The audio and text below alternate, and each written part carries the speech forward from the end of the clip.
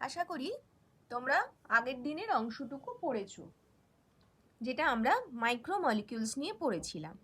আজকে আমরা পড়ব ম্যাক্রোমলিকিউলস নিয়ে। ম্যাক্রোমলিকিউলসে পড়তে গেলে প্রথমেই আমরা পড়ব জটিল শর্করা নিয়ে।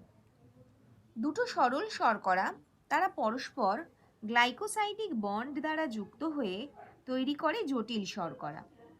এরকম জটিল শর্করা আমাদের 3 রকমের হয়। একটাকে আমরা বলি ডাইস্যাকারাইড, আরেকটাকে বলি অলিগোস্যাকারাইড, আরেকটাকে বলি পলিস্যাকারাইড। ডাইস্যাকারাইড কি? দুটো মোনোস্যাকারাইড বা দুটো একক শর্করা পরস্পর যুক্ত হয়ে তৈরি করে ডাইস্যাকারাইড, যেমন ল্যাকটোজ, সুক্রোজ, মল্টোজ। এরকম 2 থেকে 9টি মোনোস্যাকারাইড পরস্পর যুক্ত হয়ে তৈরি করে অলিগোস্যাকারাইড, এবং 10 বা তার বেশি মোনোস্যাকারাইড পরস্পর যুক্ত হয়ে তৈরি করে পলিস্যাকারাইড। অলিগোস্যাকারাইডের উদাহরণে আমরা বলেছি র্যাফিনোজ। পলিস্যাকারাইড হচ্ছে শ্বেতসার আর গ্লাইকোজেন। পলি মানে অনেক, ডাই মানে দুটো, মোনো মানে একটা। এগুলো তোমরা আগেও 7-এ পড়ে এসেছো। নেক্সট চলে আসবো প্রোটিনে। অ্যামাইনো অ্যাসিড পরস্পর পেপটাইড বন্ধনী দ্বারা যুক্ত হয়ে তৈরি করে প্রোটিন। এই অ্যামাইনো অ্যাসিডগুলো হচ্ছে মাইক্রোমলিকিউলস এবং প্রোটিন হচ্ছে একটা ম্যাক্রোমলিকিউলস। এরকম বেশ কিছু প্রোটিনের নাম, তাদের অবস্থান এবং কাজ আমি এখানে তোমাদেরকে দিয়ে দিয়েছি। যেমন দেখো কেরাটিন। কেরাটিন আমাদের চুল, নখ এই সমস্ত অংশে থাকে। অ্যাক্টিন, মায়োসিন যেগুলো আমাদের পেশিতে থাকে, পেশি সংকোচনে সাহায্য করে। নেক্সট হচ্ছে আমাদের হিমোগ্লোবিন, যা আমাদের লোহিত রক্তকণিকায় থাকে, শ্বাসবায়ু পরিবহনে সাহায্য করছে।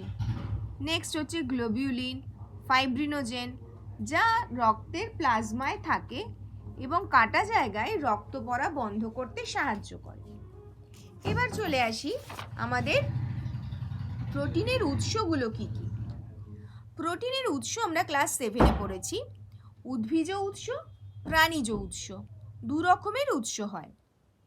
উদ্ভিজ উৎসর মধ্যে পড়ে চাল, সয়াবিন, ভুট্টা, শিম এই সমস্ত।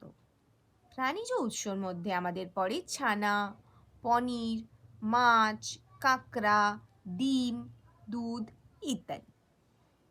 এবার আমরা জানব সরল প্রোটিন কি।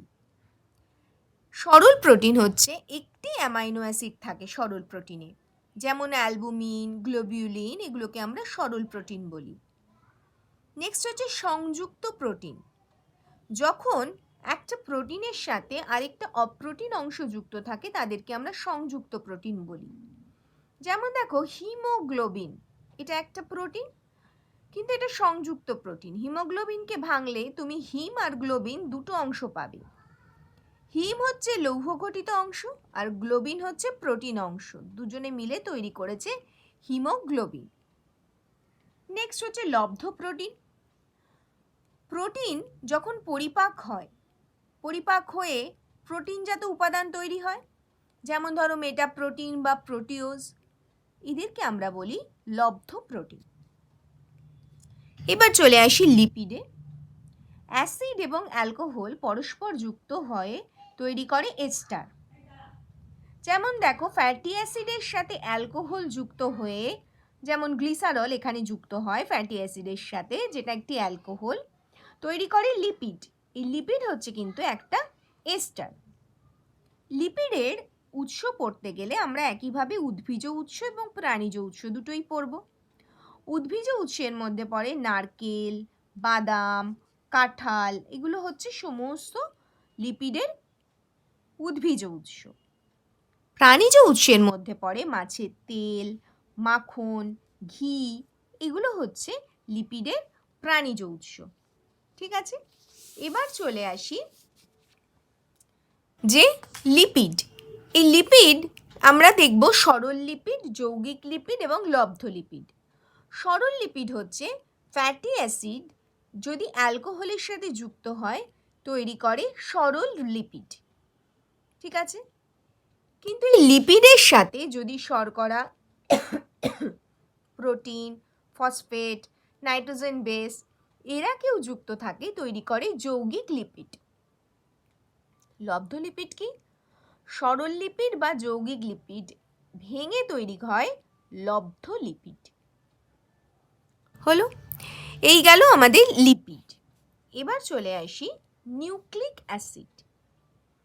আমরা আগেও পড়েছিলাম যে দুটো নিউক্লিওটাইড পরস্পর ফসফোডাইএস্টার বন্ড দ্বারা যুক্ত হয়ে তৈরি করে নিউক্লিক অ্যাসিড। ডিএনএ এবং আরএনএ, একটা ডিঅক্সিরাইবোনিউক্লিক অ্যাসিড আর একটা রাইবোনিউক্লিক অ্যাসিড। একটা নিউক্লিওটাইডের গঠন যদি আমরা দেখি, আমরা জানি একটা পেন্টোজ শর্করা, যেটা আমি সুগার, দেখো 1 2 3 4 5 কার্বনের 5টা হাত, তাই পেন্টোজ শর্করা। আর কি রয়েছে? একটা ফসফেট গ্রুপ থাকে আর তার সাথে যুক্ত থাকে একটা নাইট্রোজেন বেস বা নাইট্রোজেন ঘটিত ক্ষার। এই নাইট্রোজেন ঘটিত ক্ষার কতগুলো হতে পারে? A for adenine, G for guanine, T for thymine, C for cytosine, U for uracil। Adenine এবং গুয়ানিনকে আমরা বলি পিউরিন, সাইটোসিন, থামিন এবং ইউরাসিলকে আমরা বলি হচ্ছে পিরিমিডিন।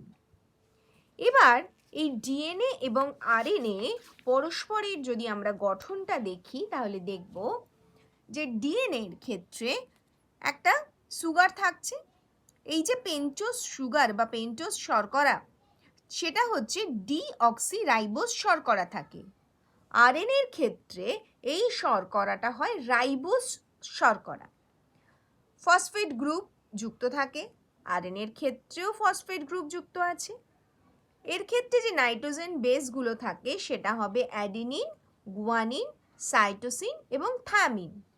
আর এর ক্ষেত্রে যে নাইট্রোজেন বেসগুলো যুক্ত থাকবে অ্যাডিনিন, গুয়ানিন, সাইটোসিন, কিন্তু থায়ামিনের বদলে থাকবে ইউরাসিল। ঠিক আছে?